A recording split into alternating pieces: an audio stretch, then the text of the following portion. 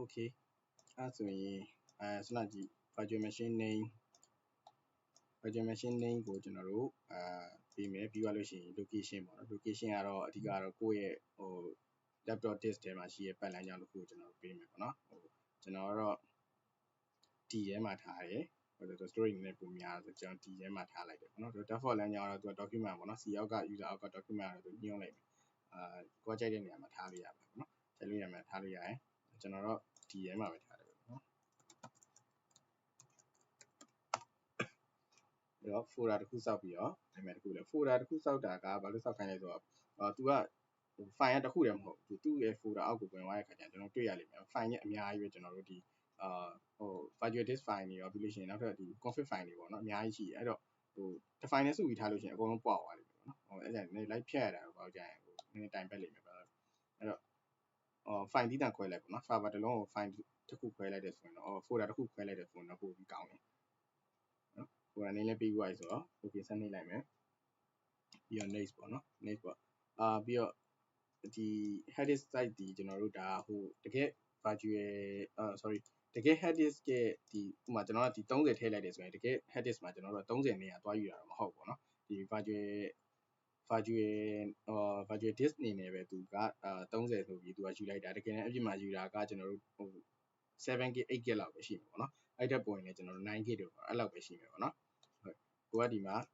ကိုသုံးကျင်လောက်ကိုကျွန်တော်တို့ကဒီပုံမှာဟိုသတ်မှတ်ပေးခဲ့လို့ရတယ်သူကတော့ default 60ပါပေါ့နော် recommend ပေးတာတော့ကိုရဲ့ storage ကဟို 1TB လောက်ရှိရဲဆိုရင်တော့သုံးလို့ရပါတယ်အများကြီးသုံးကျင်ရင်သုံးပေါ့နော်120လောက်သုံးပေါ့နော်ဟို lab ဆိုရင်တော့အများကြီးတော့မလိုပါဘူးကျွန်တော်တို့ 60GB လောက်ဆိုရင်တော့သူပေးတဲ့ recommend တိုင်းဆိုတော့ကျွန်တော်တို့အဆင်ပြေပါတယ်ပေါ့နော်ပြီးတော့နောက်တစ်ခုကကျွန်တော်တို့ single file ပဲထုတ်မယ်ပေါ့နော်ဒီ virtual disk ကိုနောက်ထပ် multi file တွေပါကျွန်တော်မထုတ်တော့ဘူးပေါ့နော် multi file ဆိုတော့ကျွန်တော်တို့နောက်ထပ် file တွေနေဆိုတော့အများကြီးဖြစ်လာမှာပေါ့နော်ဟို lab စမ်းနေဖြစ်တဲ့အတွက်အရင်တော့မလို့ကျွန်တော် single file တစ် file ဆိုရပြီပေါ့နော် okay ပြီးရင် next နဲ့ဆက်သွားမယ်ပေါ့ပြီးရင်ကျွန်တော်တို့ဒီမှာဆိုရင်ကျွန်တော်တို့ဟိုကိုလုပ်ခဲ့တဲ့ step တွေကိုနည်းနည်းပြန်ပြီး review လုပ်လို့ရတယ်နောက်ထပ်ပြီးတော့ဒီ customize hardware ထည့်ခြင်းနဲ့ဆိုရင်လည်းကျွန်တော်တို့ဒီမှာထည့်လို့ရတယ်ပေါ့နော်ဒီ server ဆိုရင်တချို့ network က2ကတ်ထည့်ခြင်းတာတို့ဒါမှမဟုတ်လဲ CPU ကိုကျွန်တော်နည်းနည်းလေးထပ်ပြီးတော့CPU processor နည်းနည်းထပ်ပြီးတိုးခြင်းတာပေါ့နော်ဒါမျိုးလေးကျွန်တော်တို့ထပ်ပြီးတော့နည်းနည်း customize လုပ်လို့ရတယ်network ကတ်တွေထည့်ခြင်းထည့်လို့ရတယ်ပေါ့နော်ပြီးတော့ဒီ network မှာဆိုရင်ကျွန်တော်နည်းနည်းပြောပြပေးမယ်ပေါ့နော်ဒီ network connection မှာကဒီ DRD option တွေရှိရယ်Amazon bridge ကကြတော့ bridge ကိုရွေးလိုက်မယ်ဆိုရင်ဘာဖြစ်လဲဆိုတော့ကျွန်တော်အပြင်က physical ကျွန်တော်တို့ရဲ့ network ကဒီ network ကတွေရှိရယ်ကျွန်တော်တို့အပြင် physical network ကနဲ့ကျွန်တော်တို့ဒီတစ်ခုတည်းဖြစ်သွားမယ်တစ်ခုတည်းဖြစ်သွားပြီးတော့ IP address ကြားတဲ့ခါကျရင်ပေါ့နော်ကိုယ်အိမ်မှာဟိုမှာ internet တက်ထားရှိရယ်အဲ internet ကလာပေးထားတဲ့ router တွေ switch တွေရှိမယ်ပေါ့နော် router ရှိမယ်ပေါ့နော်အဲ router ကနေ DHCP service တွေ on ထားရှိရယ်အဲ့ရကြားတဲ့ IP တိုင်းကိုကျွန်တော်တိုက်ရိုက်လာကြမှာပေါ့နော်ဒီထဲမှာဘယ်အတွက်တွေကျွန်တော်သုံးလုံးကောင်းလဲဆိုတော့ remote တွေပါဆိုတော့ကျွန်တော်တို့ call ပြီးသုံးနေတယ်ပိုင်းညာဆိုတော့ပို့ပြီးကောင်းတာပေါ့နော်ကိုက network တစ်ခုတွေလည်းဖြစ်တာပေါ့နော်သူတို့တော်တော်များများဒီ ISP တွေကပေးတာဒီအိမ်အတွက်သုံးဖို့ဆိုရင် /24 လောက်ကျွန်တော်တို့ပေးကြအများပေါ့အဲ့တော့အများကြီးသုံးလို့ရပါတယ်ကျွန်တော်နောက်တစ်ခုကကျွန်တော်တို့ NAD ပေါ့နော် NAD ကတော့ဒီ NAD network translate ဒီ IP နဲ့ကျွန်တော်အပြင်ကဒီ router ချပေးထားတဲ့ IP နဲ့ကျွန်တော်တို့ဒီ VMware မှာသူကသူ create လုပ်သွားတဲ့ IP ရှိရယ်အဲ့ဒါနေကိုကျွန်တော်တို့က translating လုပ်ပေးတာပေါ့နော် network translating လုပ်ပေးရယ်သူကလည်း internet ရတယ်ပေါ့နော်ဟို bridge ကလည်းကျွန်တော်တို့ဟို connect လုပ်ထားမယ်ဆိုရင် internet ရတယ် NAD ကလည်းကျွန်တော် internet ရတယ် NAD ကကြတော့သူကဟိုဒီ VMware ဘက်မှာစောက်ထားတဲ့ network group ကတစ်ခုပေါ့နော်ဟိုကျွန်တော်ဒီအပြင် network group ကတစ်ခုပေါ့နော်ဂျားရဲ့ NAD service ခံပြီးတော့ network translating လုပ်ပေးတာပေါ့သူhost only ကကြတော့ကျွန်တော်ဒီhost only ကကျွန်တော်ဒီမှာစောက်လိုက်တဲ့ VN တွေအချင်းချင်းကိုကျွန်တော်တို့connectivity ကျွန်တော်တို့ရှိမယ်ပေါ့နော် private network share private network လေးတစ်ခုအနေနဲ့ကျွန်တော်တို့သုံးလို့ရတယ်ပေါ့နော် host only ကတော့ပြီးတော့နောက်တစ်ခုက custom ကကြတော့ကျွန်တော်တို့ဒီ VNet တွေကျွန်တော်တို့ဟို VNet တွေကျွန်တော်တို့ခွဲလို့ရတယ်ပေါ့နော်အခုဆိုကျွန်တော်ရှိမှာကျွန်တော်ဒီဘယ်မှာသွားကြည့်လို့ရလဲဆိုရင်ကျွန်တော် ncp.cpl လို့သိမိတယ်အဲ့ဒီမှာကျွန်တော်သွားကြည့်လို့ရတယ်အဲ့မှာကျွန်တော် network ကတ်တွေစောက်ထားရှိပေါ့နော် host only တို့ NAD တို့ဒီ VMnet တွေပါနော်အဲ့လိုပုံစံမျိုးနာမည်တွေပေးပြီးတော့စောက်ထားတာရှိရယ်ဒီမှာဆိုရင်ကျွန်တော်ဒီမှာဆို VMware VNet 1ဆိုပြီးရှိရယ် VNet 8ရှိရယ်တစ်ခုက NAD တစ်ခု ကိုက host only အဲ့တော့ host only ပဲယူရ NAT ပဲယူရကျွန်တော်တို့ဒီ internet ထွက်မယ်ပေါ့နော်ကိုကမဟုတ်ဘူးနောက်ထပ် custom နောက်တစ်ကတ်ထပ်ပြီးတော့ကျွန်တော်တို့ create လုပ်ချင်တယ်ဆိုရင်ဒီမှာထပ်ပြီးလုပ်လို့ရတယ်ဒီမှာကျွန်တော်တို့ဘယ် network နဲ့ချိန်ပါလဲပေါ့နော်အဲ့လိုမျိုးလေးကျွန်တော်ထပ်ချိန်လို့ရတယ်နောက်တစ်ခုကျွန်တော် landscape LAN segment ကြတော့ကျွန်တော်တို့ဘာနဲ့တူလဲဆိုရင်ဒီ VN နှလုံးကြားမှာကျွန်တော်တို့ switch ချထားတဲ့ပုံစံမျိုးပေါ့နော်manage switch ပေါ့အဲ့လို manage switch တွေတစ်ခုချထားလိုက်တယ်ကိုကဒီဘက်မှာvirtual machine နှလုံးရှိလို့ရှိရင်နှလုံးလုံး IP ပေးပြီးတော့ကျွန်တော် print လို့ရတယ်ဒါပေမဲ့သူက internet မထွက်ဘူးပေါ့နော်အပြင်ကဒီ network ဒီကျွန်တော် bridge လိုကတ်မျိုးရင်းနဲ့ကျွန်တော်တို့ connectivity မရှိဘူးအဲ့တော့ internet တော့မထွက်ဘူးပုံမှန်ကျွန်တော် thermal lab လေးတွေပါညာဆန်းနေတယ်ဆိုရင်တော့ LAN segment နဲ့ကျွန်တော်တို့ဆန်းလို့ရတယ်အဲ့မှာကျွန်တော်ဒီ segment တွေကျွန်တော် create လုပ်လို့ရတယ်ပေါ့နော် segment 1ကို create လုပ်လိုက်ရင်ကျွန်တော်ဒီမှာ segment 1 create လို့ရတယ်ပြောမယ်ဆိုကျွန်တော်တို့ဒီ switch လေးတစ်လုံး create လုပ်လိုက်တယ်ပေါ့နော်အဲ့ switch နဲ့ကျွန်တော်တို့အပြင်မှာဆိုရင်တော့ကျွန်တော်တို့ဒီကိုယ့်ရဲ့ laptop နဲ့ switch နဲ့ထိုးတယ်ပြီးလို့ရှိရင် server နဲ့ switch နဲ့ကျွန်တော်တို့ direct ကြိုးထိုးထားတယ်အကြရဲ့ switch လေးတစ်လုံးလေးရှိတယ်ဒါမျိုးလေးပေါ့နော်ကျွန်တော်ဒီပုံမှာပြထားတဲ့အတိုင်းလေးပဲဒီတိုင်းလေးပဲထိုးထားမယ်ပေါ့နော်အဲ့တော့လက်ရှိ lab နဲ့ကျွန်တော်တို့ဆက်သွားမယ်ဆိုရင်เนาะကျွန်တော်lab ဆန်းမယ်ဆိုရင်ကျွန်တော်တို့NAD ကျွန်တော်တို့ဆန်းလို့ရတယ် NAD မှာဆိုရင်လည်းကျွန်တော် DHCP ကြာပြီးသား DHCP service ကပုံပြီးသားဆိုတော့တခါလေးကြာပြီပေါ့နော်အဲ့တော့ကျွန်တော်တို့တစ်ချက် NAD နဲ့ကျွန်တော်တို့တွားလို့ရတယ် okay ဒါပြီးသွားပြီပေါ့နော်အားလုံး ready ဖြစ်ပြီဆိုရင်ကျွန်တော်တို့ finish လုပ်လိုက်လို့ရှိရင် virtual machine တစ်လုံးရပြီပေါ့နော်ဒီဘက်မှာပေါ်လာမယ်ပေါ့နော် virtual machine တစ်လုံးရပြီvirtual machine ကိုကျွန်တော်တို့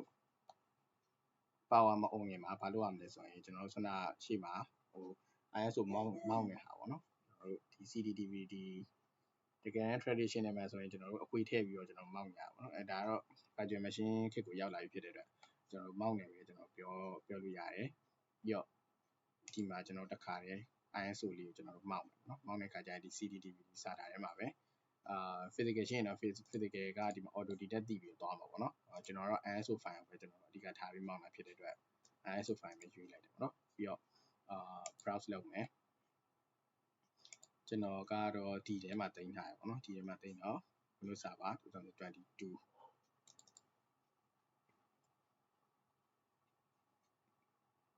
okay ရပြီဆိုရင် okay တစ်ချက်နှိပ်လိုက်မယ်ပြီးရင်ကျွန်တော်ဘာလုပ်မလဲဆို power on မယ်ပေါ့နော်ချက်ချင်း create လုပ်ပြီး power on ရမှာမဟုတ်ဘူးသူက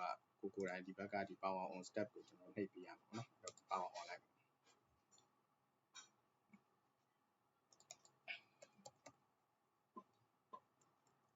ျွန်တော် Windows installation လုပ်ပြီးရလူတွေတော့ပါမယ်ထင်တယ်ပေါ့နော်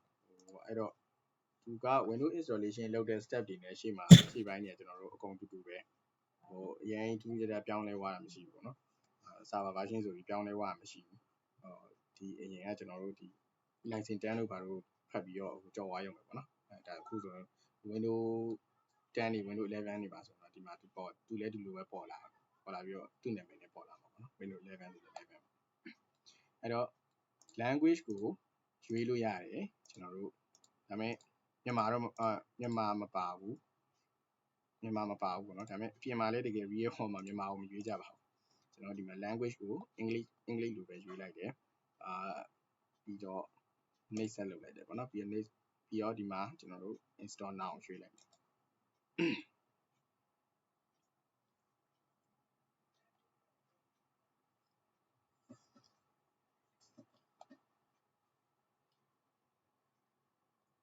ပြီးတော့ကျွန်တော်တို့ဒီ virtual ဒီ VMware workstation ကိုကျွန်တော်တို့ compatible ဖြစ်တာဒီကျွန်တော်တို့CPU ကတော့ရပါတယ်ကျွန်တော်တို့ 85 sorry 85လောက်ဖြစ်တယ် i5 လောက်ဆိုကျွန်တော်တို့ရတယ် i5 ကိုမှ3 gen လောက်ထိရတယ်အောက်ပိုင်းထဲဝိုင်းတော့ကျွန်တော်လည်းနည်းနည်းလေးမယ်လို့ထင်တယ်เนาะဒါပေမဲ့အခုနောက်ပိုင်းကတော့3 gen လို့ကတော့တော်တော်ရှားသွားပါပြီအခုနောက်ပိုင်း8 gen 7 gen ကျွန်တော်တို့ရှိမယ်ပေါ့နော်အဲ့တော့ CPU က i5 လောက်ဆိုကျွန်တော်တို့နည်းနည်းအဆင်ပြေတယ်အဓိကသူက virtual machine run တဲ့အချိန်မှာဘာကိုအဓိကထားပြီးယူလဲဆို RAM ကိုအဓိကထားပြီးယူတာကိုယ့်ရဲ့ set ထဲမှာအနည်းဆုံးတော့ RAM 8GB လောက်တော့ကျွန်တော်တို့ရှိတင်တယ်ပေါ့နော်အဲ့တော့ RAM 8GB ရှိတော့မှကျွန်တော်တို့ server နဲ့ client ဆိုပြီးတော့ကျွန်တော်တို့တွဲပြီးသုံးလို့ရမယ်နောက်မှဆိုရင် server တစ်လုံးနဲ့ဖြစ်နေလို့ရှိရင်လည်း lab ဆန်းတဲ့ခါကျရင် client ဘက်ကကျွန်တော်တို့မသိရပဲဖြစ်နေပေါ့နော်ဘယ်လို user experience ရှိဆိုတာမသိရပဲဖြစ်နေလိမ့်မယ်အဲ့တော့ RAM 8လောက်ဆိုရင်အဆင်ပြေတယ် သူထက် 32K to 60K ပိုကောင်းတယ်ပိုတော့မြန်ပိုမြန်မယ်ဒါမျိုးပဲကျွန်တော်နည်းနည်းလေးအဲ့ဒီပြောပြပေးတာဒါဆိုကျွန်တော်တို့မနိုင်ဘူးဖြစ်နေပါဆိုလို့ပေါ့နော်ဟိုလွန်ခဲ့တဲ့ fan နဲ့လောက်ကဆိုရင်တော့ကျွန်တော်တို့မနိုင်ပါဘူးကျွန်တော်ကိုယ်တိုင်လည်း run 6လောက်နဲ့ဟိုစားပါတလုံးကိုကျွန်တော်တိုင်ပတ်ခဲ့တဲ့ဒီ date တွေရှိရပေါ့နော်အဲ့တော့အဲ့လိုမနိုင်ပါဆိုလို့တကယ်လို့ RAM အာ VMware workstation ကအဲ့တခုရှိရပါတော့ RAM ကိုအဓိကထားပြီးသုံးတာဖြစ်တဲ့အတွက်အခုဆက်မှာ RAM နည်းနည်းလေးဟိုကောင်းမှုလို့လုပ်ရပါတော့ပြီးတော့ကျွန်တော်တို့ဒီ operating system ကိုကျွန်တော်တို့ရွေးတဲ့အချိန်မှာကျွန်တော်တို့နှစ်မျိုးရှိရယ် core version ရှိရယ် desktop version ရှိရယ်ဘာကွာလဲဆိုတော့ကျွန်တော်တို့ core version ဒီကျွန်တော်တို့က CLI only ပဲ Linux လို့ပဲပေါ့နော်နည်းနည်းလေး command တွေပဲရိုက်ပြီးသုံးကျင်တယ် Windows server ကို administration လုပ်ချင်တယ်ဆိုရင်core server core version ကိုကျွန်တော်တို့ရွေးလို့ရတယ် desktop experience ကတော့ click ပေါ့နော်ကျွန်တော်တို့အခုဟို Windows သုံးနေတဲ့အတိုင်းကျွန်တော်တို့ click လုပ်ပြီးတွားလို့ရတယ်လိုအပ်ရင်တော့ command တွေရိုက်လို့ရတယ်အဲ့လိုပဲကျွန်တော်တို့ core version ကိုတွားကျင်တယ်ဆိုရင်တွားလို့ရတယ်ဒါမှမဟုတ် desktop experience ပဲကျွန်တော်ရွေးမယ်ဆိုရွေးလို့ရတယ်ကျွန်တော် ISO မှာတော့ standard နဲ့ data center ဆိုပြီးနှစ်မျိုးပါတယ်ကျွန်တော်တို့က event mode ကိုသုံးမယ်ဆိုရင်တော့ event mode ကတော့ရက်180ရတယ် event mode လို့ခေါ်တာပေါ့နော်ကျွန်တော်တို့ trial ပေးသုံးတာဒီ Windows server တွေကို download ဆွဲလိုက် ISO download ဆွဲလိုက်လို့ရှိရင်အဲ့ဒီရက်180အတွင်းမှာကျွန်တော်တို့ဟို activate လုပ်ချင်မလို့ပဲနဲ့ဒီ activate ဖြစ်တဲ့ပုံစံမျိုးတိုင်းကျွန်တော်တို့သုံးလို့ရတယ်အဲ့တော့ကျွန်တော်တို့ဒီ lab center ဖြစ်တဲ့အတွက်အလကားရဖြစ်တယ်ပေါ့အလကားရဖြစ်တဲ့အတွက်ကျွန်တော် data center evaluation ကိုကျွန်တော်ရွေးလို့ရတယ် data center event mode ကိုရွေးမယ်ကျွန်တော်တို့ဒီမှာအဓိကတော့ဒီ desktop experience ရွေးမယ်ပေါ့နော်ဟို core version ကတော့နောက်ပိုင်းကျွန်တော်နည်းနည်းအချိန်ရလို့ရှိရင်တော့ကျွန်တော်လုပ်ပြပေးမယ်ပေါ့နော်ဟို core version က command ပဲရိုက်ရတယ်ဆိုတော့နည်းနည်းလေးဟို user experience လည်းမရှိရလို့ဆိုရင်နည်းနည်းလေးနားလေရတယ်ခက်နေမှာဆိုလို့ကျွန်တော် desktop experience ပဲကျွန်တော်တို့ရွေးပေးမယ်ရွေးပြီးတော့ကျွန်တော်တို့ next နဲ့ဆက်သွားမယ်ပေါ့နော် okay ပြီးတော့ license တန်းပေါ့နော် license တန်းကတော့ကျွန်တော်ဆိုလည်းအခုချိန်ဒီမဖတ်ခဲ့ပါဘူးပေါ့နော်အဆုံးထိဟိုတခါမှတော့မဖတ်ဘူးပါဘူးအဲ့မှာတော့ကျွန်တော် accept လုပ်ကြပါတော့နော် accept လုပ်ပြီးတော့ကျွန်တော် next လုပ်ပြီးဆက်သွားတယ်ဟိုဖတ်ချင်တဲ့လူရှိရင်တော့ဖတ်လို့ရပါတယ်သူရဲ့ diagnosis အကြောင်းကြီးသူ့ရဲ့ဒီ server ဟို license တန်းကြီးပေါ့နော်အဲ့လိုမျိုးလေးနည်းနည်းအခေါ်ဘာညာလေးနည်းနည်းရှင်းပြထားရှိရယ်ဖတ်ချင်တော့ဖတ်လို့ရတယ်ပေါ့နော်ဖတ်ရင်တော့ပိုကောင်းတာပေါ့ကျွန်တော်တော့မဖတ်ဘူးဒါမျိုးလေးကိုကျွန်တော်ကြော်လိုက်တယ်ပြီးတော့နောက်တစ်ခုဒီ option ပေါ့နော် option ကိုရွေးတဲ့အချိန်မှာကျွန်တော်တို့အောက်ကဟာဒီကျွန်တော်တို့sorry Windows အသစ်တလုံးစပြီးတင်မယ်ပေါ့နော်တင်ပြီး VM ပေါ်မှာစပြီးတင်တယ်ဒါမှမဟုတ်လည်းဒီ physical server ပေါ်မှာစပြီးတင်တယ်ဆိုရင်တော့ဒီအောက်ကကျွန်တော်တို့ custom ကိုရွေးပေါ့နော်အပေါ်ဟာကျတော့ဘာကိုသုံးတာလဲဆိုတော့ကျွန်တော်တို့ရှိပြီးသား Windows မှာကျွန်တော်တို့ကအပေါ် upgrade လုပ်တာဆိုလိုတာကကျွန်တော်တို့2022ဟိုမှာ2025ကို upgrade လုပ်ချင်တယ် directly upgrade လုပ်ချင်တယ်ဆိုရင်ကျွန်တော်တို့ကဒီ option ရွေးလို့ရတယ် custom ကိုရွေးမယ်ဆိုရင်ကျွန်တော်တို့လုံးလုံးအသစ်တင်လို့ဖြစ်သွားမယ် data တွေဆိုရင်ကျွန်တော်တို့ partition ပြန်ခွဲရတာဘာညာရှိရဆိုရင် C drive ရဲ့ data တွေပြတ်နိုင်တယ်ဒီ option တစ်ခုပေါ့နော်နည်းနည်းလေးသတိထားဖို့လိုတယ်ကိုကလုံထဲရောက်နေပြီ Windows server ကို upgrade လုပ်ချင်တယ်လုပ်ချင်တဲ့အချိန်မျိုးကြီးကျွန်တော်တို့ရှိလာနိုင်တယ်အဲကြရင်ကျွန်တော်တို့ data အရေးမကြီးလို့ကျွန်တော်တို့လုံးလုံးကြီးကျွန်တော်တို့ server ဘိုင်းဖြစ်တဲ့အတွက် data တော့အရေးမကြီးဘူးမဟုတ်အရေးကြီးရယ်ကျွန်တော်တို့က backup plan အနေနဲ့သွားပြီးတော့လုပ်မယ်ဆိုရင်တော့ပြဿနာမရှိဘူး custom အနေနဲ့ကျွန်တော်ဆက်သွားလို့ရတယ်ဒါပေမဲ့မဟုတ်ဘူးအရင်အရေးကြီးရယ်ဒီ server တစ်လုံးကလည်းရှိရယ် organization downtime တော့မရှိလို့မရဘူးเนาะဒါဟိုဒီ operating system ကိုကျွန်တော် upgrade လုပ်တဲ့ချိန်က downtime တော့ရှိမှာပေါ့เนาะအဲ့တော့ကျွန်တော် downtime အနည်းဆုံးလည်းဖြစ်ချင်တယ် upgrade ပုံစံမျိုးနဲ့လည်းကျွန်တော်သွားကြည့်ရင်အပေါ် option ကိုရွေးရမယ်ဒါတော့꿰ရမယ်ပေါ့เนาะဒီနှစ်ခုကတော့အခုလက်ရှိကတော့ကျွန်တော် lab design နဲ့ဖြစ်တဲ့အတွက်ကျွန်တော် custom နဲ့ပဲဆက်ပြီးသွားလိုက်မယ်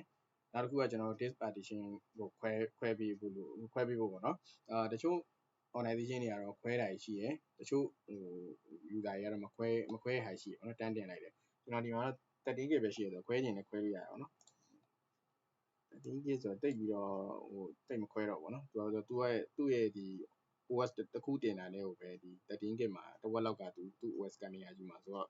ကျွန်တော် partition C တစ်ခုပဲထားလိုက်ပေါ့နော် Windows မှာခေါ်ပေါ်ဆိုတော့ partition C ရယ် partition D ကျွန်တော်ခွဲလို့ရရှိတယ်လေအဲ့မှာကျွန်တော် partition C ပဲကျွန်တော်တစ်ခုပဲထားလိုက်မယ် primary ပဲဖြစ်သွားမှာပေါ့နော်အပေါ်ကဒီဟာ system ကျွန်တော် partition လေးပေါ့နော်ဒါလေးကတော့တိတိလေး okay ကျွန်တော်တို့ရဲ့ window ကိုဘယ်ပေါ်မှာတင်မလဲဆိုရင်ကျွန်တော်တို့ခွဲလိုက်တဲ့ primary ပေါ်မှာကျွန်တော်တို့တင်မယ်တကယ်လို့ကိုကဒီတကယ် real world မှာကျွန်တော်တို့က 1TB လောက်ရှိရ 2TB လောက်ရှိရဆိုရင်တော့လိုအပ်တယ်ဆိုရင်တော့ခွဲပေါ့နော်ဒါပေမဲ့ဒီမှာမခွဲချင်လဲကျွန်တော်တို့အထက်ရောက်ကျွန်တော်တို့Windows တင်ပြီးသွားတဲ့ခါကျရင်ကျွန်တော်တို့ခွဲလို့ရတယ်ခွဲလို့ရတဲ့နည်းအများကြီးရှိတယ် partition တွေကျွန်တော်ကစားလို့ရတယ် okay အဲ့တော့ဒီ primary ဖြစ်တဲ့ပုံမှာပဲကျွန်တော်တို့တင်လိုက်မယ်ပေါ့နော်အဲ့တော့ next နဲ့ဆက်သွားမယ်ပေါ့နော် okay ဒီပိုင်းလေးကတော့ဒီ step မှာကျွန်တော်တို့နည်းနည်းလေးကြာမယ်ကျွန်တော်တို့အဲ့ဒါလေးခဏစောင့်လိုက်ပေါ့နော်အခု easy ကျွန်တော်တို့လက်ရှိ live view run နေရတွေလည်းရှင်းမယ်ပေါ့နော်တူတူ live ပြီးတော့ lab scan နေတွေလည်းရှိလိမ့်မယ်ရှိတယ်ဆိုရင်ကျွန်တော်ဒီ step လေးကိုကျွန်တော်ခဏစောင့်လိုက်မယ်မမတော့ကျွန်တော်တနားကြီးပဲချိန်ယူထားတာပေါ့နော်နောက်ထပ်9မိနစ်10မိနစ်လောက်အထဲမှာကျွန်တော်တို့ဒီ post installation ပေါ့နော် installation လုပ်ပြီးသွားတဲ့အခါကျရင်ကျွန်တော်တို့ဘာလေးလိုအပ်မလဲဆိုတာလေးကျွန်တော်နည်းနည်းလေးပြောပြချင်လို့အချိန်ဒီဘက်နည်းနည်းလေး10မိနစ်လောက်ဒါမှမဟုတ်15မိနစ်လောက်လေးကျွန်တော်နည်းနည်းလေးခိုးမယ်ပေါ့နော် okay အဲ့တော့ဒါလေးကျွန်တော်ခဏစောင့်လိုက်ပေါ့နော်ဒီရcoffee တောက်ပါညာcoffee ဖြောခြင်းထားဖြောရတယ်ပြဿနာမရှိဘူး easy join လို့ရပါတယ်ကျွန်တော်ခဏလောက်ကျွန်တော် mute ထားလိုက်ပါနော်ကျွန်တော်တစ်ချက် join လိုက်လို့တစ်ချက်လောက်သွားကြည့်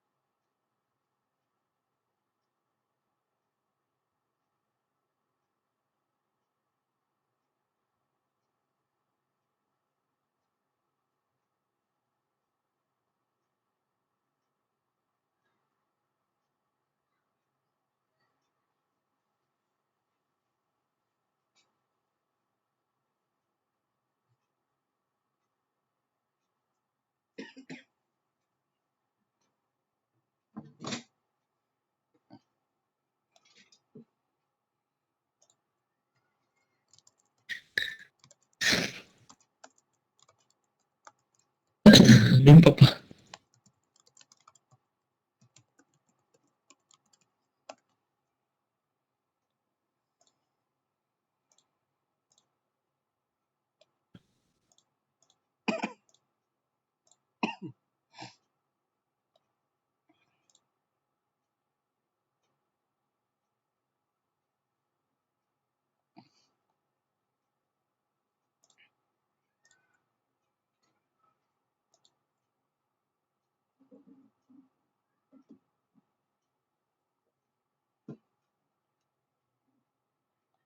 ကျွန်တော်ဒီ installation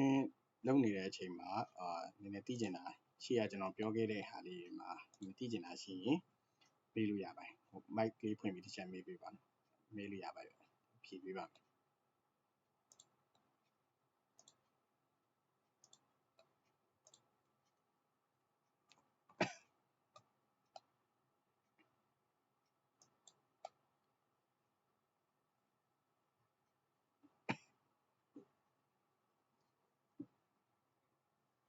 โอเค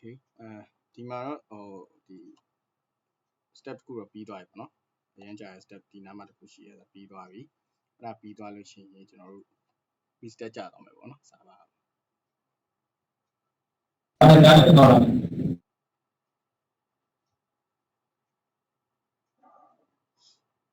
ကျွန်တော်အခုပြီးမိတာလေနော် presentation တက်တဲ့အချိန်မှာ Windows Server 2022ပေါ့သုံးရတယ်ပေါ့နော်ဟုတ်ဒီ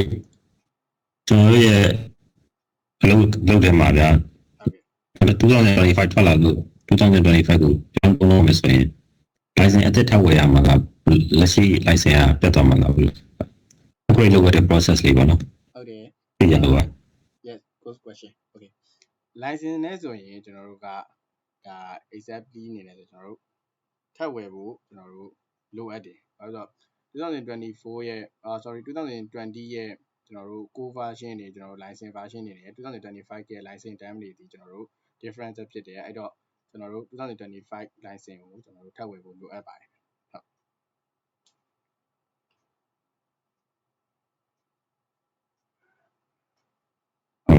ဟုတ်ကျေးဇူးပါဗျာဟုတ်ကဲ့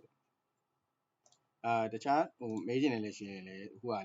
lab time ဆိုတာနည်းနည်းလေးမေးလို့ရပါတယ်ပေါ့ပါပေါ့ကျွန်တော်တို့အရင်လေးဟိုဘာဖြစ်နေပါတော့ဟုတ်ကိုပြေးစုံကြောဟုတ်မေးပါဗျရပါတယ် lab ထောင်တာဟုတ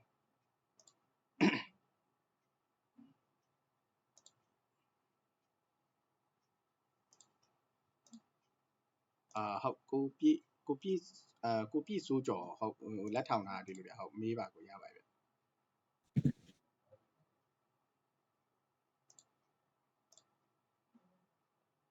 ဗျဘယ်လိုပြောလို့ရပါတယ်ဗျရလား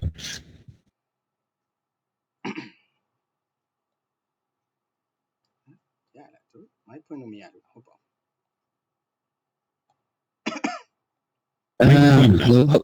Hello ဟုတ်ကျွန်တော်ဟုတ်ကြားနေတော့ကိုချက်ဖြစ်ပြောလိုက်တာဗျဟိုမှာလေး तू ကျွန်တော်တော့ဟိုကိုဟိုမဟုတ်ပေါ့နော်အဲ့ तू ချက်လာပို့တာတွေ့ရကိုဟို Windows server နဲ့ဆိုင်တဲ့ certificate ဆိုပြီးရေးထားလေးတွေ့တော့ပါကိုချက်ထဲမှာလေဟုတ် Windows server နိုင်နော်ဘယ်တော့ပို့တာလဲ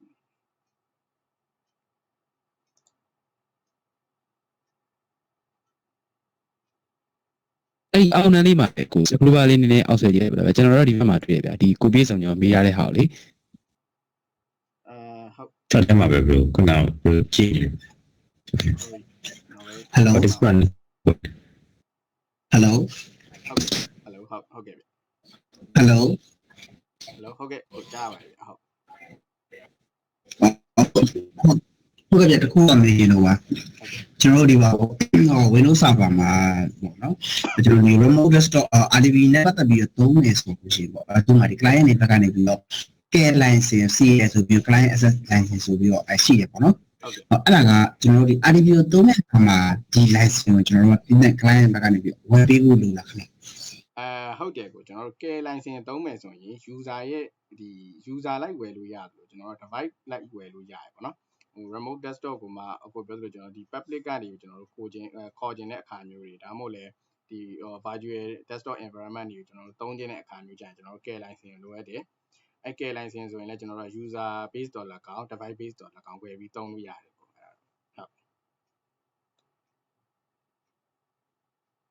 ဒါဆိုရင်ကျွန်တော်တို့ကဒီပါနော်ဝယ်တဲ့ကဒီ care license ကိုတစ်ခါလေးဝယ်ရမှာလားဟုတ်တယ်ဗျကျွန်တော်တို့ဒီ user access ပေးခြင်းနဲ့ကျွန်တော်တို့ဒီဟိုဒီ device ကိုမှလည်း access ပေးခြင်းနဲ့ဆိုရင်သူ့ရဲ့ license မှာမူတည်ပြီးတော့ဝယ်လို့ရပါတယ်ဟုတ်ဒါပေမဲ့ဟိုတခုကကျွန်တော်ဒီဟာကဟို VDI ကျွန်တော် environment ကိုသုံးနေတဲ့အခါမျိုးဆိုရင်တော့ဝယ်လို့ရရပါတော့ရိုးရိုးတန်းတန်းကျွန်တော်တို့ဒီ remote ခေါ်ရုံလောက်နဲ့ကတော့ကျွန်တော်တို့care license မလိုဘူးပေါ့နော်ဒီကိုယ့်ရဲ့ဟို organization ထဲမှာကိုယ့်ရဲ့ network တစ်ခုအတွင်းထဲမှာပဲပေါ့နော်သုံးနေတယ်ဆိုရင်တော့ကျွန်တော်တို့care license ကြီးလိုက်ဝယ်စရာမလိုဘူးကျွန်တော်ဒါပေမဲ့ဟို network sorry remote desktop service ကိုတော့ကျွန်တော်တို့on mute ထားဖို့လိုတယ်စာပါလေးမှာဟုတ်ကဲ့ဗျဟုတ်အဲ့ဆိုတော့ကျွန်တော်တို့ဒီ care license ဝယ်မယ်ဆိုလို့ရှိရင်ကျွန်တော်တို့ကနေဘာဘယ်လိုမျိုးရမလဲဥပမာ Windows license ကျွန်တော်ကီးရမှာလားcare license ကကြတော့ကျွန်တော်တို့သူကဟိုကျွန်တော်တို့ဟုတ်တယ် key လည်းရှိတယ်ပြီးလို့ရှိရင် subscription base နဲ့လည်းရှိတယ် subscription base ဆိုရင်ကျွန်တော်တို့က user လိုက်သွားလို့ရတယ်ပေါ့နော်ကျွန်တော်တို့ဟိုMicrosoft 365 ဒီပိုင်းမှာဆို subscription base နဲ့ကျွန်တော်သွားတဲ့ပုံစံမျိုးသွားလို့ရတယ် device လိုက်ဆိုရင်တော့ကျွန်တော်တို့က key လေးတွေကျွန်တော်တို့ကရှိမယ်ပေါ့နော်အဲ key လေးတွေကိုကျွန်တော်တို့က device တွေမှာလိုက်ပြီးတော့ activate လုပ်ပေးဖို့လိုတယ်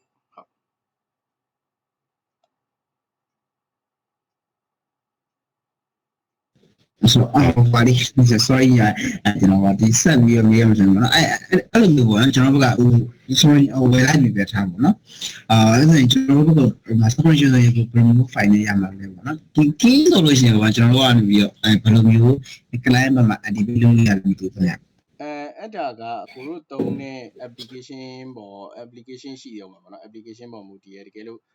ဒီ care license base ကိုကျွန်တော်တို့ device base ဝယ်လိုက်တယ်ပေါ့နော်အဲ့ device မှာကျွန်တော်တို့ activate လုပ်ပေးရတဲ့အခါကျရင်ကျွန်တော်ဟို CMD တို့ဒါမှမဟုတ် power share နဲ့ကျွန်တော်သုံးပြီးလုပ်လို့ရတယ်ပေါ့နော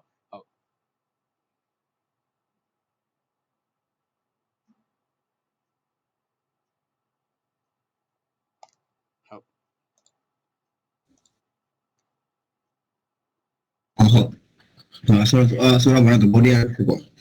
ကျွန်တော်ကနေပြီးတော့ဒီ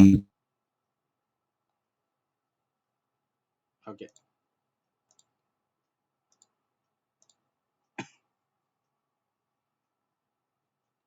ကျွန်တော်ဒီ client တွေဘက်မှာဘယ်လိုမျိုး configuration လုပ်လို့ရလဲမသိဘူး။အဲ့တော့အခုကကျွန်တော်စမ်းဘူးတာပေါ့နော်။ကျွန်တော်စမ်းဘူးရတာဒီ client ဘက်မှာ care license ကိစ္စကြီးကျွန်တော်တွေ့လို့ပေါ့နော်။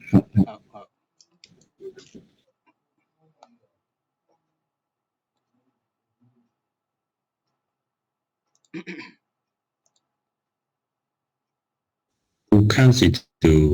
ဘာတဲ့ဟန်ဆက်လောက်ထားတာတွေ့အရှင်ရှိသွားတယ်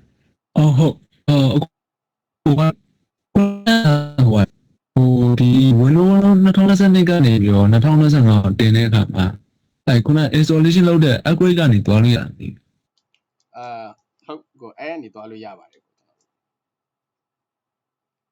custom installation နဲ့ upgrade installation ဟုတ်ကျွန်တော်နှစ်မျိုးခွဲလို့ရတယ်ပေါ့နော်ကျွန်တော်ဟုတ် custom installation ကိုကျွန်တော်တို့တွားမယ်ဆိုရင်ကျွန်တော်တို့ partition ဘိုင်းကိုကျွန်တော်တို့ရောက်မှာပေါ့နော် partition ဘိုင်းကိုရောက်တဲ့အခါကျရင်ကျွန်တော်တို့ဘာသတိထားရမလဲဆိုရင် C drive ထဲက data တွေကျွန်တော်သတိထားရမယ်ကိုက C drive ကိုကျွန်တော်တို့ clear လုပ်လို့ရတယ်ကျွန်တော်တို့ဖြတ်ပစ်လို့ရတယ်ဒါမှမဟုတ်လည်းပြန်ပြီး recreate လုပ်လို့ရတယ်ဆိုရင်ကျွန်တော်တို့က custom ကိုကျွန်တော်တို့ရွေးလို့ရတယ်တွားပြီးတော့တကယ်လို့မရဘူး C drive ကိုလည်းကျွန်တော်တို့ကထိလို့မရဘူး C မှာလည်းကျွန်တော်တို့ဒီ Windows server ပေါ်မှာပဲကျွန်တော်တခြား application တွေနဲ့ integration လုပ်ပြီးသုံးထားရတယ်ဆိုရင်ကျွန်တော် C ကိုဖြတ်လို့မရတဲ့အနေအထားမျိုးမှာရှိတယ်အဲ့ကြရင်တော့ကျွန်တော်တို့က upgrade ဆိုတဲ့ option ကိုကျွန်တော်တို့ကသုံးသင့်တယ်ပေါ့နော် upgrade ကိုရွေးပြီးတော့ကျွန်တော်တို့သွားသင့်ပါတယ်အဲ့ဆိုရင်သူကအထဲမှာကျွန်တော်တို့က upgrade ကိုရွေးလိုက်ပြီဆိုရင်ကျွန်တော်တို့ဒီ disk ကိုကျွန်တော်တို့delete လုပ်ပစ်တာကျွန်တော် refresh လုပ်တိုင်းမပါဘူးတခါတည်း IC ပေါ်မှာရှိရဲ့ OS ကိုပဲပြန်ပြီး upgrade ပြန်လုပ်ပေးရဟုတ်အဲ့လိုပုံစံမျိုးနဲ့ကျွန်တော်တို့သွားလို့ရပါတယ်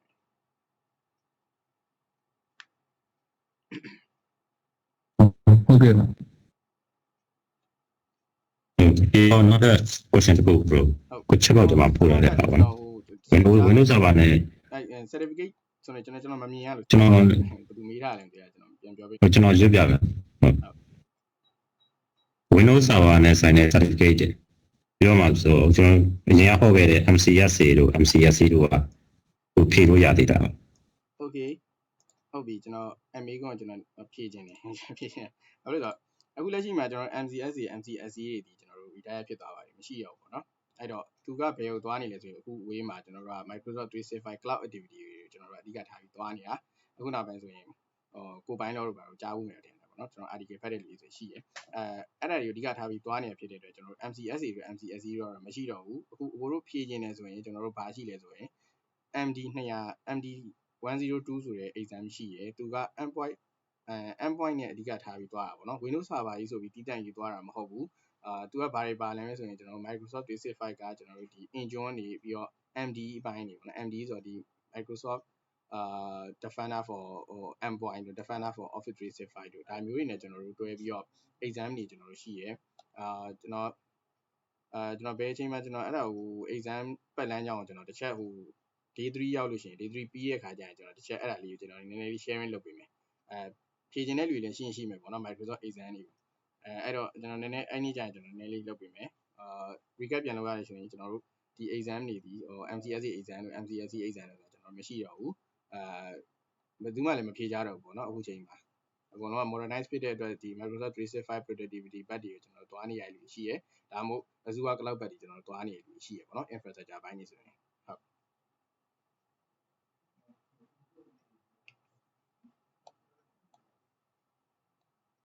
တ်ကျေးဇူးပါဟုတ်ကဲ့ installation ပြီးသွားတာမသိOkay အဲ့ဆိုရင်ကျွန်တော်တို့ဒါက installation ပြီးသွားပြီပေါ့နော်ပြီးသွားတော့ဒီ custom setting မှာကျွန်တော်တို့ဘာလုပ်အောင်လဲဆိုအဓိကတော့ administrator ရဲ့ password ကျွန်တော်တို့သတ်မှတ်ပြီပေါ့နော်အဲ့မှာတော့အဓိကကကျွန်တော်တို့ဒီ char လေးကျွန်တော်သတ်မှတ်ပေးခဲ့ဖို့လိုတယ်ဘာလို့လဲဆိုတော့ဒီ password တစ်ခုရရှိအောင် နောက်မှကျွန်တော်တို့အထက်ရောက်မှ user create လုပ်လို့ရမှာဆိုတော့ administrator account ကိုကျွန်တော်တို့ data password လေးset လုပ်ခဲ့ဖို့လိုရယ်ပြီးလို့ရှိရင်နောက်ထပ်ကျွန်တော်တို့ finish နဲ့ကျွန်တော်တို့ဆက်သွားမယ်ပေါ့နော်ဟုတ်ပြီးသွားပြီဆိုရင်ကျွန်တော်တို့ဒီ UI တခုကြာလာနိုင်မယ်ဒီမှာသူရေးထားပြီးသား press control order delete ကိုနေပြီးကျွန်တော် unblock လုပ်မယ်ဆိုရင်ကျွန်တော်တို့ VMware workstation မှာဆိုရင်တော့ဒီမှာဒါလေးပါမယ်ပေါ့နော်ဒါလေးပါတော့ကျွန်တော်ဒါလေးနှိပ်လိုက်ရုံပဲပေါ့နော်ပို့ရင်တော့ကျွန်တော်တို့VMware workstation ဆိုတော့ control order set ရှိရင်ကျွန်တော်တို့ insert ပေါ့နော် control order insert နဲ့ကျွန်တော်တို့ရွေးလို့ရတယ်နှိပ်လိုက်လို့ရှိရင်ကျွန်တော်တို့ဒီတိုင်းပဲ user password တောင်းတာကျွန်တော်ကြာလာမယ်ပြီးရင်ကျွန်တော်တို့ပေးခဲ့တဲ့ password ကိုကျွန်တော်တို့ထည့်လိုက်မယ်ပေါ့နော်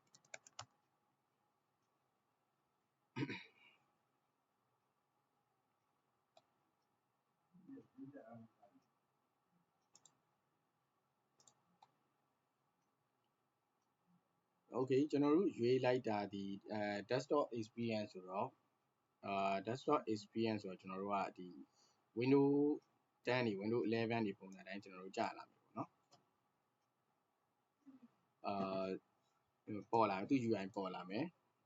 ကျွန်တော်တို့ဒီ core version မဟုတ်တဲ့အတွက်ကျွန်တော်တို့ CLI တခုတည်းမရှိဘူးပေါ့နော်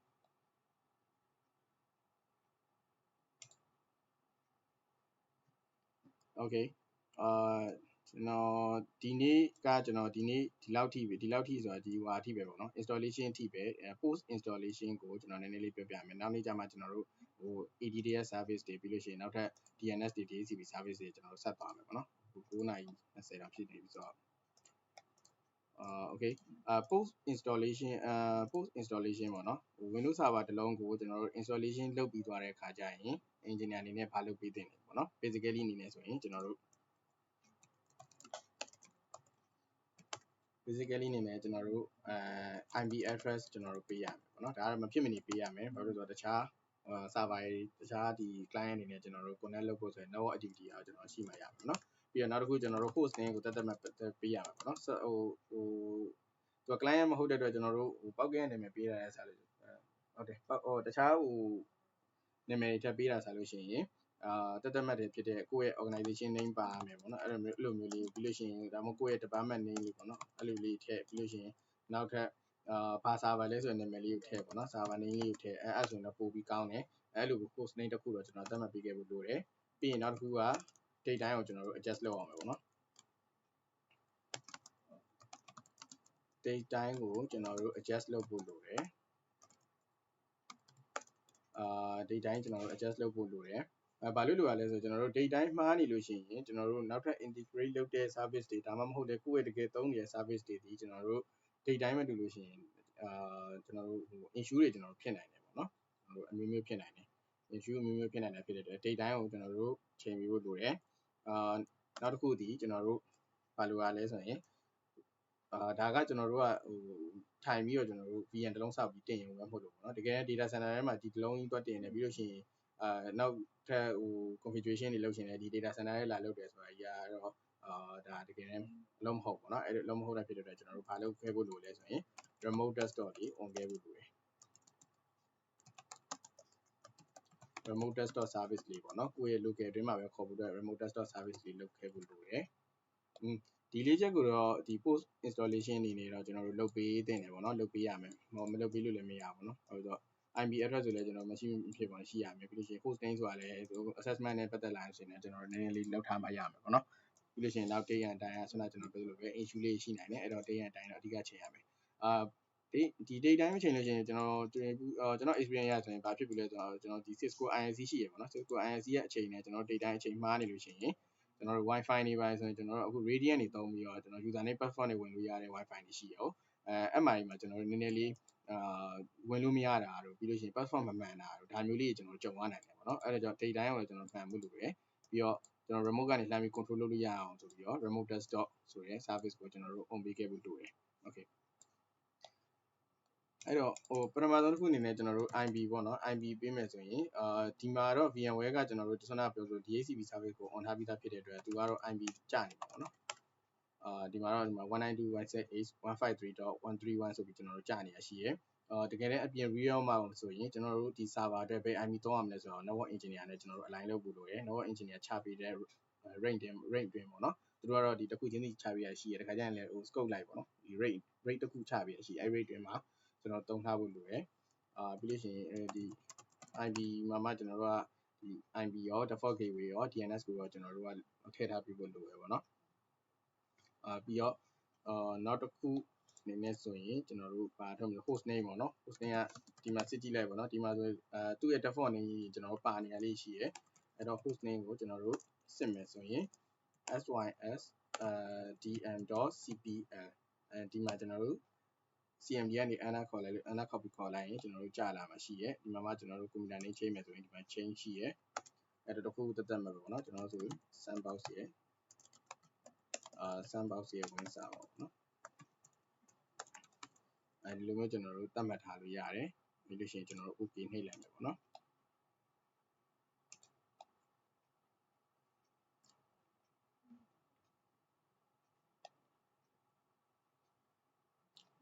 โอเคပြီးရင်လည်းကျွန်တော် reset ကြတာပေါ့နော်ကျွန်တော်ပြီးမှ reset ချလိုက်မယ် reset ချဝိုင်းလို့ရှိရင်တော့သူကဒီမှာကျွန်တော်တို့ host နေရာကျွန်တော်တို့ဒီ win နဲ့မဖြစ်တော့ဘဲနဲ့ပြောင်းသွားလိမ့်မယ်ပြီးလို့ sorry ပြီးလို့ရှိရင်နောက်တစ်ခုကကျွန်တော်တို့ပါကြံအောင်လဲဆိုရင် date and time ကတော့ကျွန်တော်တို့မဖြစ်မနေချိန်ရမယ်ပေါ့နော်ဒီမှာတော့ကျွန်တော် date and time ကတော့တခါတည်းမှတ်ပြီးသားပေါ့နော်တချို့ဟိုကျွန်တော်တို့ virtualization environment တွေမှာတင်တာဖြစ်ဖြစ် physical environment တင်တာဖြစ်ဖြစ်တချို့ဟာတွေကစသတင်ကြမမှန်တာရှိရယ်ကျွန်တော် time specific ကိုတွေ့ရရမျိုးရှိရယ်ပေါ့နော်အဲ့တော့ day and time ကို adjust လုပ်ပေးဖို့လိုတယ်ဒီမှာဆိုလဲ time zone နေနေဆိုရင်လက်ရှိမှာကျွန်တော်တို့ service time ဖြစ်နေအောင်ကျွန်တော်တို့ရန်ကုန်တိုင်းနဲ့ကျွန်တော်တို့ချဲ့ကျွေးလိုက်မယ်ပေါ့နော်ရန်ကုန်ပြောရည်ရန်ကုန် okay ရန်ကုန်ပေါ့နော်ရန်ကုန်တိုင်းနဲ့ကျွန်တော်တို့ရွေးလိုက်လို့ရတယ်ဒီမှာဆိုမှားသွားပြီပေါ့နော်ရန်ကုန်တိုင်းနဲ့ရွေးလို့ရှိရင်17နာရီ55 AM လောက်ဖြစ်နေ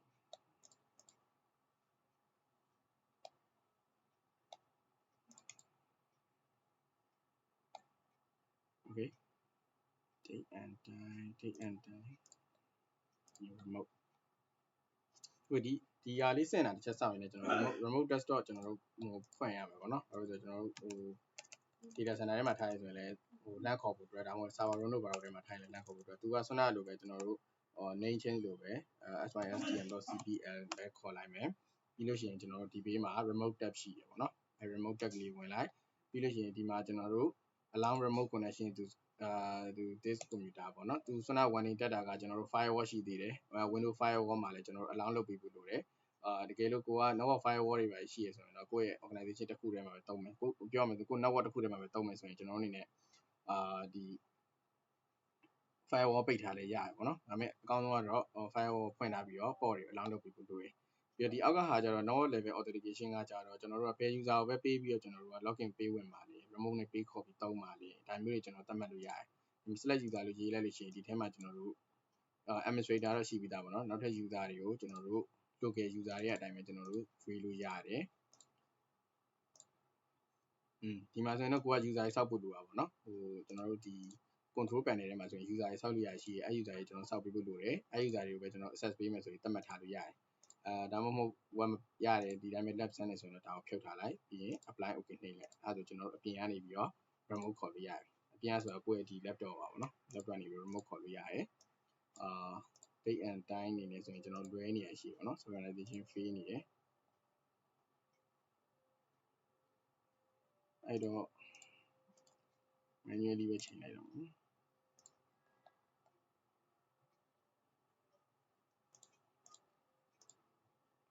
manually ပဲချိန်လိုက်တော့မယ် okay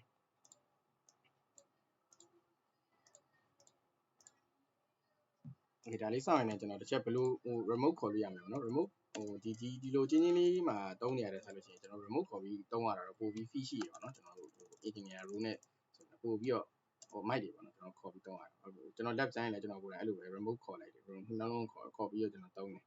အဲ့တော့သူကဟို copy တွေပဲလုပ်ချင်တဲ့ခါကျရင်ကျွန်တော်တို့ကဟိုချက်ချင်းလုပ်လို့ရတယ်ပေါ့နော် VMware ကျတော့ကျွန်တော် VMware 2တွေသွင်းအောင်ပါသွင်းအောင်လုပ်ရမျိုးရှိတယ်ဒီ remote desktop ကျတော့တစ်ခါခေါ်လို့ရတယ်အဲ့တော့ remote desktop ကိုခေါ်မယ်ဆိုရင်ကျွန်တော်သိရမှာဒီပါသိရမှာ i2 IP ကိုသိရမှာပေါ့နော်2 IP ဒီ 192.168 153.131 ပေါ့နော်အဲ့တော့အရင်ဘာလို့ကြည့်ဖို့လိုလဲဆိုရင် server တစ်လုံးတင်ပြီးသွားပြီ IP ပဲပေးပြီးသွားပြီ remote ခေါ်ခြင်းနေဆိုရင်ပထမဆုံးရရမှာဒီကျွန်တော်တို့ pin ရဖို့လိုအပ်တယ်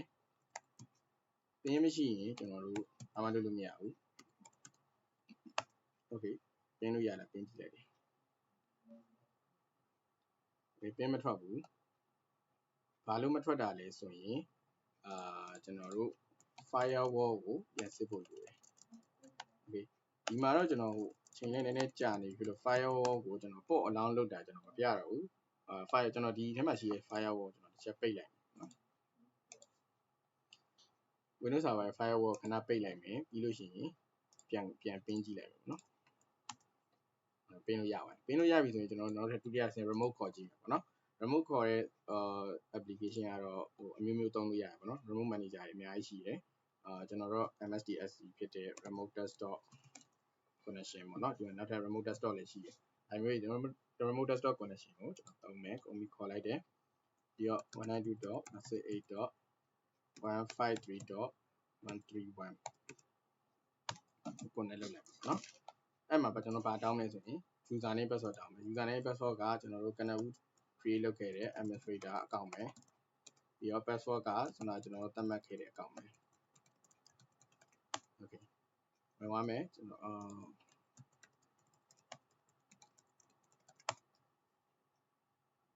okay login login မှာ tab free ဖြစ်နေတယ်ကျွန်တော်တစ်ချက်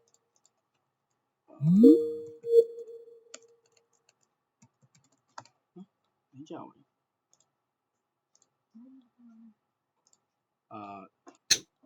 ကိုတိုင်းကျွန်တော်အတန်ကြာကြောက်ပါ share တာပြတ်သွားတယ် ဟို screen share တာမမြင်ရတော့ဘူးဗျ okay အတန်ကြားတယ်ဘယ်လို okay ကျွန်တော်ချက်ပြန် share လိုက်မယ်နော် မြင်ရပြီ okay ပြီအဆင်ပြေပြီ okay အခုပြန် share ပြီပေါ့ okay ပါ okay ဆိုရင်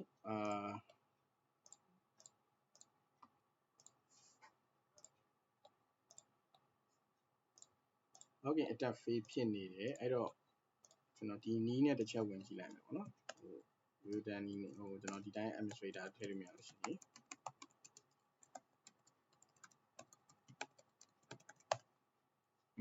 ဟုတ်တယ်ကြောက်ပါတယ်မနက်ကဖြစ်နေတာဖြစ်နေအဲ့မဟုတ်sorry ဗျာကျွန်တော်ဒီဘက်က line တစ်ချက်ပြတ်သွားနေတယ် sorry ဗျာဟို screen ပြန် share ဖို့လိုလားမသိဘူးကျွန်တော်မြင်ရသေးလားမသိဘူးမြင်ရပါတယ်10 screen တော့မြင်နေရတယ်မြင်ရပါတယ်ဗျ PowerPoint sorry ဒီပြန်ဝဲဟွာတော့မြင်ရမယ်နော်အဲ့တော့ခုနကကျွန်တော်ဝင်လို့မရဘူးဆိုရဲ issue ပေါ့နော်ကျွန်တော်ဘာကြောင့်ဖြစ်တာလဲဆိုတော့ကျွန်တော်တစ်ချက်တစ်ခါလေး share ပေးလိုက်မယ်ကျွန်တော်ဒီတိုင်းပဲဒီ administrator ဆိုပြီးကျွန်တော်တို့ဝင်သွားလို့မရဘူးဘာလို့ရည်ညွှန်းလဲဆိုတော့ .backslash ဆိုတော့ကျွန်တော်တို့ရည်ညွှန်းရမယ်ပေါ့နော်ဘာလို့လဲဆိုတော့ဒီကိုယ့်ရဲ့ local user ဖြစ်တဲ့ .backslash ကိုပဲရည်ညွှန်းမယ်ပြီးတော့အမှကျွန်တော်တို့ user name ထည့်မယ် password ထည့်မယ်ဘာလို့လဲဆိုတော့ကျွန်တော်တို့ရဲ့ administrator ဒီ local user ဖြစ်နေလို့ local user ဆိုတာကျွန်တော်တို့ဒီWindows server ထဲမှာကျွန်တော်တို့ user တွေ create လုပ်လို့ရတယ်เนาะအဲ user ကိုကျွန်တော်တို့က local user လို့ခေါ်တယ်အဲ local user ဖြစ်နေလို့ကျွန်တော်တို့ကဒီပုံစံတိုင်းလေးကျွန်တော်တို့ဝင်มาရမယ်ပေါ့เนาะအဲ့တော့ဒီမှာ okay နှိပ်လိုက်တယ် yes နှိပ်လိုက်ပြီဆိုရင်ကျွန်တော်တို့လက်ရှိ VMware မှာတော့ကျွန်တော် log out ထွက်သွားမယ်ပေါ့เนาะသူက concurrent session မရဘူးသူကဟို one session ပဲရမှာဆိုတော့ထွက်သွားမယ်ထွက်သွားပြီလို့ရှိရင်ကျွန်တော်တို့ remote ခေါ်လို့ရပါတယ်ပေါ့နော်ဒါဆိုကျွန်တော်တို့ remote desktop ဖြစ်သွားပြီကျွန်တော်တို့ file တွေ copy ကူးခြင်းတယ်ဒီထဲမှာကျွန်တော်တို့ config file တွေပါတော့ copy ကူးခြင်းတယ်ပါတယ်ဆိုရင်လည်းကျွန်တော်တို့ကူးလို့ရမယ်ပေါ့နော်ဟုတ်အဲ့တော့ချိန်ကတော့လက်ရှိကျွန်တော်တို့မှားနေတော့မယ်အချိန်ကိုကျွန်တော်တို့နည်းနည်းလေးလုပ်ဖို့လိုမလဲဆိုတော့ခုနရန်ကုန်တိုင်းချိန်ရလို့မှားပါမယ်နော်ကျွန်တော် auto နဲ့မရဘူးဆိုရင်ကျွန်တော်တို့အနေနဲ့ဟိုဒီချိန်ပေးဖို့လိုတယ်ဒီမှာကျွန်တော်တို့ date and time ရှိတယ်အဲ့ဒါကိုကျွန်တော်တို့ manually change ဖို့လိုတယ် date ကမှန်တယ် time ကမှန်အခုက9နာရီ33အဲ့ဒါ16 second เนาะ okay ဘယ်လိုပဲနေနေကျွန်တော်တို့အချိန်ကတော့ကျွန်တော်တို့မှန်နေဖို့လိုတယ် auto ပဲလောက်ထားဒါမှမဟုတ်ကျွန်တော်တို့ဆင့်တာပေါ့เนาะကျွန်တော်တို့တချို့ဆို NTP server ပေါ့เนาะဟို network တိုင်း server နဲ့ကျွန်တော်တို့ဆင့်ထားရရှိတယ်အဲ့တော့ server အချိန်ကိုကျွန်တော်တို့မှန်မှုအတွက်ကျွန်တော်တို့လုပ်ဖို့လိုတယ်okay အဲ့ဆိုရင်တော့ဒီနေ့ကျွန်တော်share ပေးသွားတာဒီကျွန်တော်တို့ Windows Server installation ပါမယ်ပြီးလို့ရှိရင် Windows Server ရဲ့ introduction တွေhistory တွေပါမယ်ပေါ့နော်နောက်တစ်ခုကကျွန်တော်တို့ဒီ port installation ပဲเนาะ installation လုပ်ပြီးတော့အခါကျရင်ဘာတွေပါမလဲဘာတွေလုပ်ရမလဲပေါ့เนาะ okay အဲ့တော့9:33နဲ့ဖြစ်သွားပြီဆိုတော့ကျွန်တော်တစ်ချက်ဒီနေ့ session ကိုတော့ကျွန်တော်ဒီနေ့ဒီလောက်နဲ့ပဲကျွန်တော် break လိုက်မယ်မနေ့ပြန်ကြရင်လည်းကျွန်တော်တို့ဟိုလောက်ကြရင်ပေါ့နော်7နာရီလောက်ကြရင်စပြီး join ရမယ်မနေ့ပြန်ကြရင်တော့ကျွန်တော်တစ်ချက်ဟို ADDS service တွေအကြောင်းကျွန်တော်နည်းနည်းတစ်ချက်ပြောပြပေးပေါ့နော် domain level အကြောင်းကြီးကျွန်တော်နည်းနည်းတစ်ချက်လက်ပြန်ကြရင်ဆက်သွားကြမှာပေါ့နော်ဒီနေ့ကတော့ကျွန်တော်ဒီလောက်နဲ့ပဲခဏရက်ထားမယ်မနေ့ပြန်ကြမှာကျွန်တော်တို့ပြန်ပြီးတော့တွေ့ကြမယ်နော်ဟုတ်ပြီးတော့အခုဟို request လုပ်တာဟုတ်တယ်ပါရှင်းပါဒီနေ့လည်း join ရဖြစ်တဲ့အတွက်နောက်နေ့လည်းjoin မယ်လို့ကျွန်တော်ယုံကြည်ပါတယ်အကုန်လုံးเนาะဟိုတစ်ချက်ဟုတ်အားလုံးပဲဒီနေ့လည်းအချိန်ပေးပြီး join ကြရတဲ့အတွက်ဆရာဟိုလေဟုတ်ကဲ့ပါ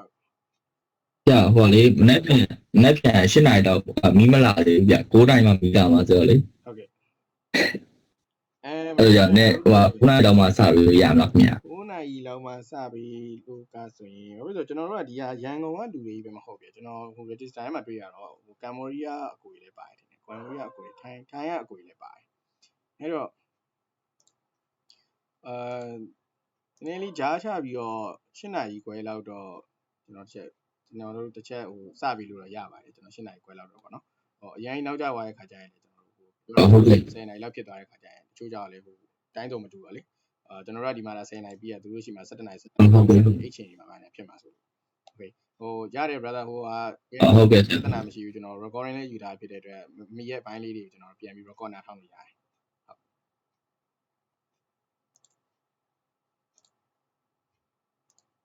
โอเคအားလုံးပဲအဲ့ဆိုရင်တော့ဒီ session လေးကိုကျွန်တော်အပ်လိုက်ပါမယ်ကျေးဇူးတင်ပါတယ်အကုန်လုံးဟိုမေးစရာရှိလို့ရှိရင်ဒီ chat ထဲကမေးလို့ရပြီးတော့မနေ့ပြန်ညရင်လည်းကျွန်တော်တို့ဒီကျွန်တော်တို့ chat ဒီ meeting ကနေပဲကျွန်တော်တို့ပြန် join လို့ရတယ်เนาะကျွန်တော်နောက်ထပ် meeting invitation အသစ်မပို့တော့ဘူးဒီကနေပဲကျွန်တော်တို့ပြန် join လိုက်မယ်ဟုတ်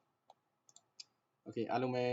good night ဟုတ်ကဲ့ကိုကျေးဇူးပါဗျာ good night ပါအားလုံးပဲဟုတ်ကဲ့ပါကျေးဇူးပါညပါဗျာကျေးဇူးပါโอเคပါကို good night ပါကို okay ပါ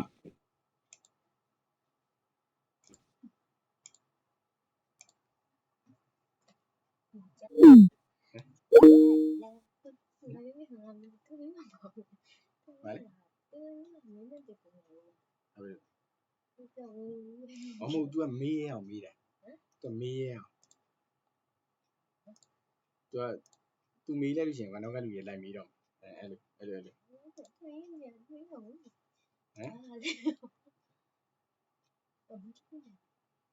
်ချောအဲ့လိုရှိရဒီက तू မေးပေးတယ်ကိုသိတယ်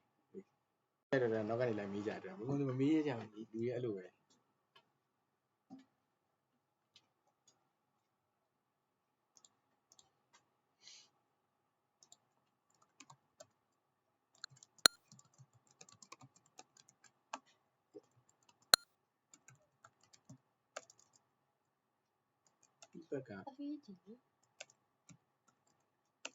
ဘက်ကပါ